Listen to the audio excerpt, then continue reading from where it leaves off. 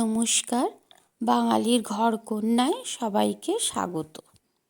আজকে আমি ভেজে নেব মুচমুচে পাটপাতার বড়া।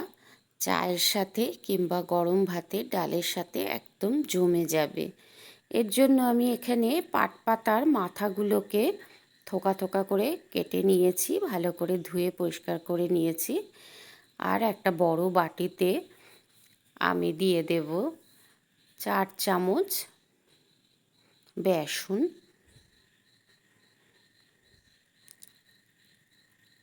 আর 3 চামচ পরিমাণ চালের গুঁড়ো।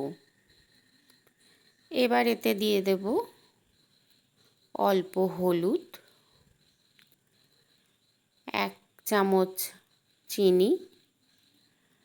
চিনিটা অবশ্যই দেওয়ার চেষ্টা করবেন, এতে টেস্টটা খুব সুন্দর আসে। যদি একান্তই পছন্দ না করেন তাহলে এটা স্কিপ করবেন। আর দিয়ে দিলাম পরিমাণ মতন নুন, আর যে যেরকম ঝাল পছন্দ করেন সেই অনুপাতে শুকনো লঙ্কার গুঁড়ো। আর দিয়ে দিচ্ছি আমার ঘরে তৈরি 1 চামচ ভাজা মশলা। এবার শুকনো উপকরণগুলোকে প্রথমে একটু ভালো করে মিশিয়ে নেব, তারপরে অল্প অল্প জল দিয়ে একটা ঘন ব্যাটার তৈরি করব। এই ভাজা মশলাটা ধনে, জিরে, শুকনো লঙ্কা আর তেজপাতা শুকনো কড়াইতে নেড়ে তারপরে গুঁড়ো করে নিয়েছি।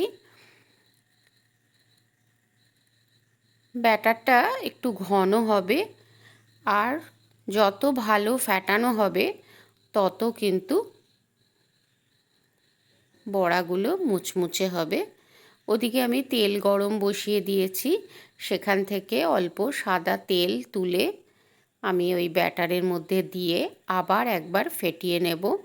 এতে বড়াগুলো খুব ক্রিস্পি হয়ে যায়। এবার পাটপাতা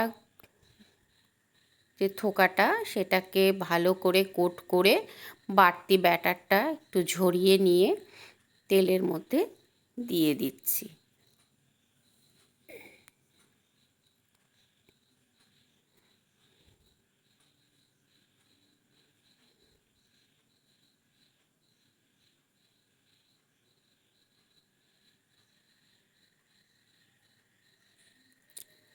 এবার এক পিঠ লালচে হওয়া পর্যন্ত একটু অপেক্ষা করে তারপরে আস্তে আস্তে বড়াগুলোকে উল্টে দেব।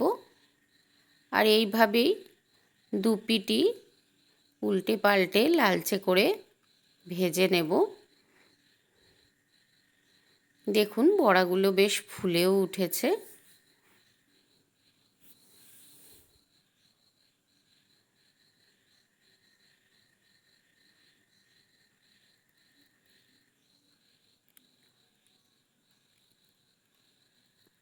এবারে বড়াগুলোকে একটা প্লেটে তুলে নিচ্ছি।